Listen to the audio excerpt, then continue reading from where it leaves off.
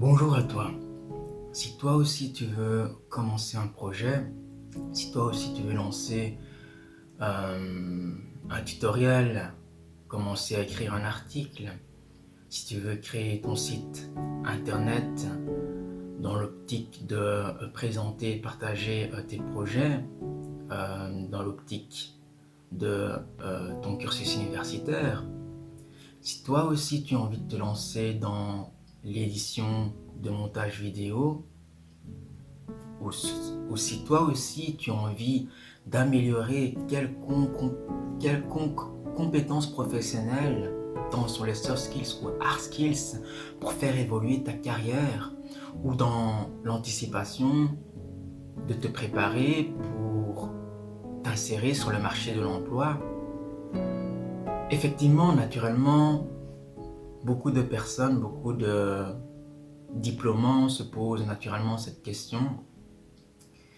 Et aujourd'hui, je voulais un peu te partager le fait que lorsque j'ai commencé mes projets, je n'envisageais pas l'ampleur des résultats sur le court, moyen et long terme, tout simplement parce que je me suis lancé dans le flou, vaguement, en me disant que ça pourrait peut-être m'apporter quelque chose, des résultats sur le long terme. Et c'est pourquoi j'avais lancé ma chaîne YouTube en 2017. Parallèlement à mon cursus en design industriel, j'ai pu ainsi déjà expérimenter et voir un peu les différents avantages que l'outil YouTube pour les créateurs de contenu pouvait m'apporter du point de vue créatif et du point de vue aussi des vidéos, tout simplement parce que YouTube est une chaîne, je pense après Google, YouTube est également une chaîne de recherche où un très très grand nombre de personnes s'y rendent justement pour faire des recherches.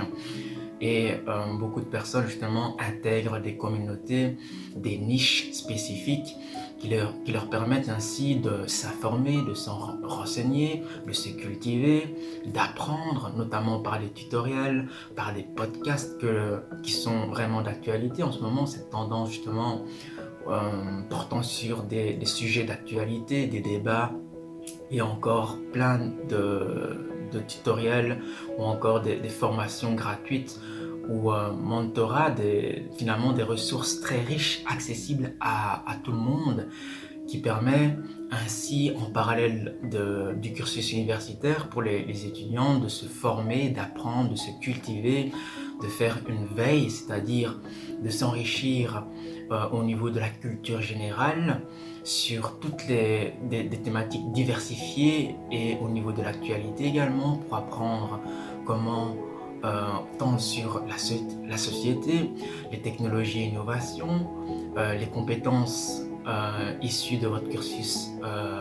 universitaire, si vous êtes en architecture, en design industriel, en art appliqué par exemple, ou si vous êtes plutôt dans un cursus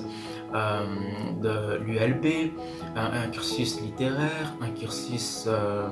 pour apprendre les finances, le marketing, la vente. Et bien que les parcours d'étudiants universitaires soient vraiment diversifiés et riches justement en termes d'apprentissage, de découverte, d'implémentation et de rencontres, parce que c'est vraiment un lieu où les étudiants, les jeunes peuvent apprendre justement à se construire dans ces milieux universitaires pour se construire et acquérir de nombreuses compétences dont ils auront besoin après leur diplôme et qui leur permettront ainsi de bénéficier d'un poste vacant. C'est marrant parce que quand j'y repense et je me refais le film de mon évolution jusqu'à présent, cela fait un très long parcours. Et bien que je suis passé par des phases assez diversifiées, tant dans les hauts, dans les bas, les moments challengeants, les moments d'adversité, de diversité, de sérendipité, les erreurs, les échecs, les combats, Et je me refais le film en tête et je me dis que finalement, cela en valait vraiment la peine. Et si je devais le refaire, je pense que c'est indiscutable, je le referais tout simplement parce que, au vu des résultats exponentiels et surtout de la personne que je suis devenu, cela m'a permis vraiment d'acquérir de nombreuses compétences dont j'avais besoin et surtout l'estime en moi-même et le caractère dont j'avais besoin pour poursuivre mon aventure. Et en sachant bien sûr que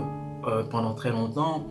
beaucoup de personnes me catégorisaient comme un profil plutôt divergent, atypique, bizarre, différent de la normalité, réservé,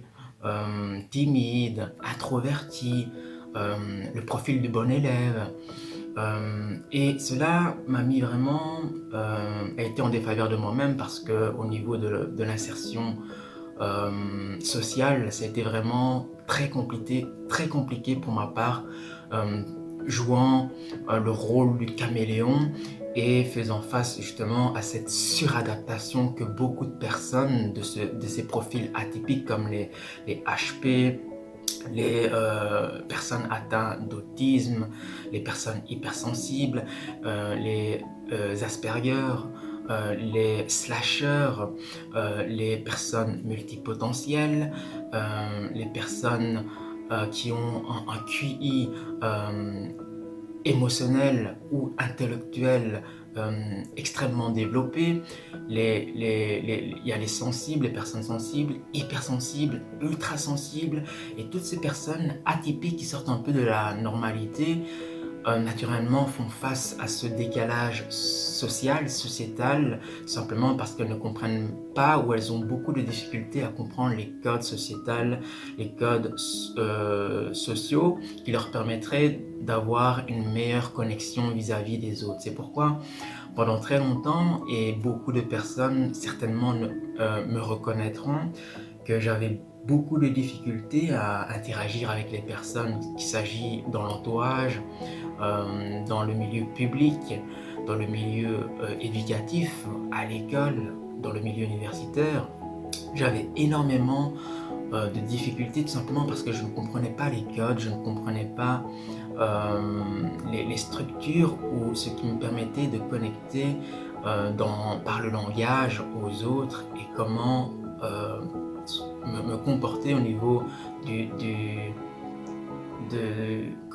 comment me comporter pour me connecter aux autres, pour avoir un langage et communiquer sereinement aux autres, tout simplement parce que, comme beaucoup de personnes qui ont un déficit, et qui pour autant peut être un avantage ou un désavantage suivant les différents contextes, pour moi la connexion sociale est très difficile et me prend énormément d'énergie parce que en termes de, de suradaptation, depuis tout petit, j'ai dû me suradapter tant aux différents contextes, à toute personne que je côtoyais, avec qui j'interagissais. Et c'est vrai que ça a été vraiment épuisant. C'est vrai que vouloir plaire à tout le monde, vouloir comprendre tout le monde sans comprendre vraiment les codes sociaux, les codes sociaux, ça peut être vraiment épuisant et difficile pour ces personnes atypiques, divergentes, qui ont des déficiences, mais qui peuvent faire preuve de résilience, de combat, et justement parce que ces personnes ont cette faculté de se camoufler par le biais justement de ce profil de caméléon qui se suradapte à tout contexte, toute personne, tout profil. Et c'est vrai que c'est vraiment épuisant parce que ça use notre énergie et qu'à la longue, déjà que dans un environnement stimulant, cela, nous devons déjà, comme tout le monde, s'adapter, mais si en plus on doit s'adapter à toute personne que l'on rencontre et tout contexte y compris, cela devient vraiment une bataille gigantesque de titans, tout simplement parce que la suradaptation qui n'est pas compris ou mal compris par beaucoup de personnes dans la société, et qui se ressent et se perçoit par ces personnes, ces profils atypiques comme les HP, les zèbres, les Asperger, les personnes atteintes d'autisme, les personnes sensibles, ultra sensibles, et les personnes qui sont atteintes de TDAH, etc., les slashers, etc., les personnes multipotentielles, ces personnes sont vraiment hyper stimulées, et pour compenser cette hyperstimulation, elles se reposent par le principe de suradaptation qui, à la longue, devient ultra épuisant. Et c'est pour ça que jusqu'à présent, j'ai pu faire face à cette complexité relationnelle, sociétale, émotionnelle. C'est parce que, par exemple, par cette hypersensibilité, hyper-empathie, on ressent les émotions, où on ressent tout, mais à 10 000%. Par exemple, pour vous donner un exemple, si une personne ressent de la joie ou est triste, ben, nous, en tant que profil atypique, ayant cette hypersensibilité, on perçoit cette émotion, cette sensation négative démultipliée par 100, et c'est vraiment, ça peut être vraiment vertueux ou destructeur, parce que c'est pour ça que j'ai évoqué dans une autre vidéo que soit on pouvait exploser, soit on pouvait imploser. Et pour ces nombreux profils divergents de la normalité au sein de la société, ces personnes ont une empathie hyper développée et une sensibilité ultra développée, et ce qui peut être un désavantage ou un avantage, c'est-à-dire à double tranchant, parce que tout ce qui peut nous stimuler extérieur à nous, finalement, peut être un fardeau et peut être fatigant, parce que ça nous prend l'énergie, et ça nous épuise. Et c'est pour ça qu'il est vraiment important pour ces profils atypiques de se ressourcer, de se retrouver seul, parce que l'hyperstimulation au sein de la société, au sein des interactions sociales, est vraiment épuisant, hyper épuisant pour ces personnes. Et moi-même, faisant face à cette même problématique, parce que pendant très longtemps, je me demandais pourquoi je ne comprenais pas les codes les codes sociétaux, pourquoi j'avais du mal à me connecter aux autres, à interagir, à communiquer, à m'exprimer, pourquoi j'avais du mal à être authentique, pourquoi j'avais du mal à manifester mon tempérament, qui je suis, ma singularité, tout simplement parce que je me calquais aux autres, aux codes, aux structures, au contexte, et tout stimuli était un challenge pour moi, auquel je devais me affronter pour me confier, me normer aux normes, aux codes, aux autres, que ce soit sur le plan personnel et par après sur le plan professionnel. Et c'est vrai que sur le plan, quand on est jeune, on le ressent moins, mais plus on grandit, on le ressent de plus en plus, et ça devient de plus en plus difficile à gérer, tout simplement parce que l'implosion, l'explosion, le fait que la compréhension, le fait qu'on se sente en décalage des autres, la compréhension, ou que notre approche de la vie, de l'expérience est différente des autres au sein de la société. Ça ne veut pas dire que elle est mauvaise, c'est juste que, comme vous le savez, à l'école, il existe différentes intelligence émotionnelle, intellectuelle. On partira plus dans l'optique de l'intelligence plus littéraire, mathématique, scientifique, etc. Mais en réalité, il existe une multitude d'intelligences multipotentielles au sein de la société, qui passent par l'intelligence intellectuelle, mais également l'intelligence pratique, l'intelligence auditive, comme pratique, comme par exemple les artisans, l'intelligence auditive, et pratique intellectuelle, comme avec cette sensibilité en termes de créativité, comme on peut le rencontrer chez les nombreux artistes, ou encore l'intelligence émotionnelle, comme les thérapeutes, les psychologues, qui font preuve d'empathie vis-à-vis de leurs patients. qui est vraiment un grand atout et qui peut servir au sein de la société. Pour les personnes atypiques, divergentes au sein de la société, dans cette normalité, c'est vrai que le conditionnement est un lourd fardeau et, peut être vraiment une grande contrainte pour ces personnes parce que c'est une, un- une contrainte auquel ces nombreux profils doivent se suradapter. Et cette suradaptation est vraiment très complexe tant pour les experts de comprendre ce mécanisme, ce principe et ces notions, tant pour les personnes qui le perçoivent et le ressentent, le vivent dans l'expérience, de l'expliquer, de pouvoir l'expliquer à leur entourage, à leurs camarades, à leurs conjoints, conjointes, ou à leurs enfants, ou à toute personne qu'elles côtoient, avec qui elles interagissent, parce que ces personnes ne les comprennent pas et ont du mal à comprendre cette approche, cette sensibilité, ou pourquoi elles ont du mal à communiquer, à s'exprimer, à être à l'aise en public, pourquoi elles n'osent pas parler, pourquoi elles doivent tout le temps s'éloigner ou être seules, pourquoi elles ont du mal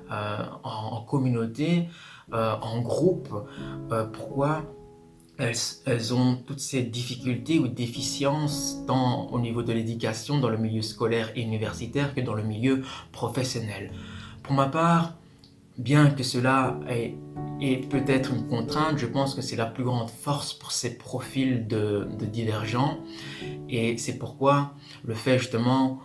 actuellement de considérer que je devais en faire une force